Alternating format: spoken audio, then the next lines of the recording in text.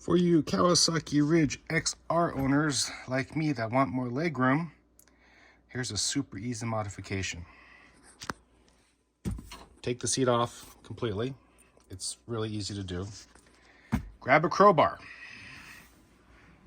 Put some, I used actually shop rags, one here and one on the top so not to bend anything or scratch anything. And bend it about 3/4 of an inch. You can see where it was before, where it's now. By doing that simple bend, you literally have a ton more legroom. Here's the lock mechanism. You can see now it's past the last setting. So what's holding it in place is that last setting and the bar that you just bent. It's that simple.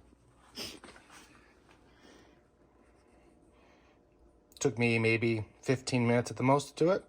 So all you Ridge Crew owners out there with the XR that want a ton more, literally a ton more of leg space, super easy modification.